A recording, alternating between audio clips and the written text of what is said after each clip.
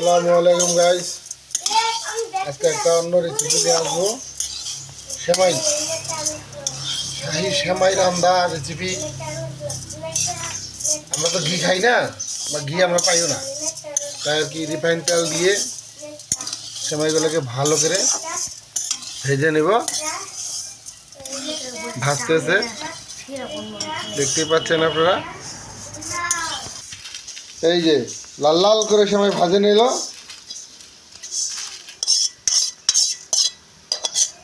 Brown colour হয়ে গেছে সেমাই ভাজা।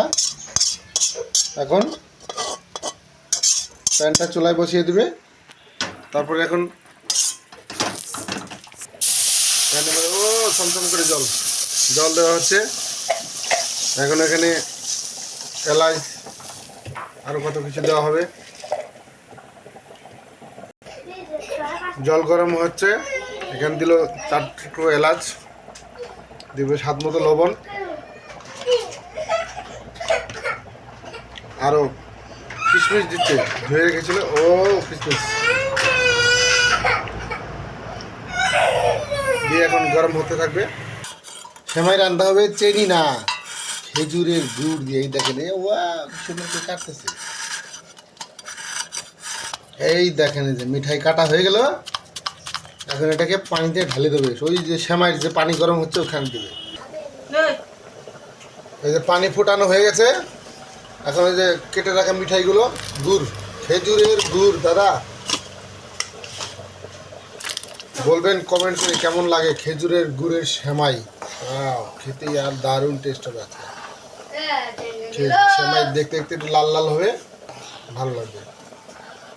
নাড়াচাড়া করছে। এখন সেমাইয়ের পানি গরম হয়ে গেছে। এখন এই যে গুঁড়ো দুধ দিচ্ছে। গুঁড়ো দুধ দিয়ে বানাবো। আমাদের গাভীর দুধ নাই তো দাদা, তাই আর কি। গুঁড়ো দুধ দেওয়া হয়ে গেল। এই যে দুধ ফুটবে এখন ভালো হবে। জল ফোটানো হয়ে গেছে। এখন এখানে সেমাইগুলো দেব, দিয়ে নাড়াচাড়া করলে হয়ে যাবে খেজুরের গুড় দিয়ে সেমাই রেসিপি।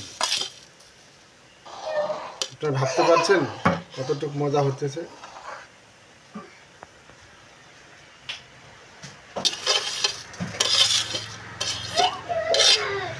এবার আপনারা ভাবতে পারেন যে জলটা মনে হয় বেশি হয়ে গেল। না, কারণ সেমাইটা তো ভেজে নিয়েছে, সিদ্ধ তো হয় না।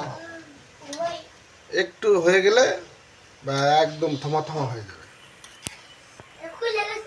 অনবরত একটু নেড়ে চেড়ে নিল। সেমাই ভাজা সেমাই তো ফুটে গেছে,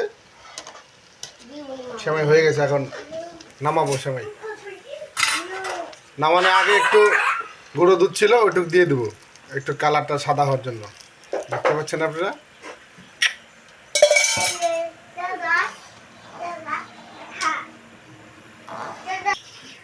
সেমাই হয়ে গেছে, এখন সার্ভ করা হবে প্লেটের মধ্যে।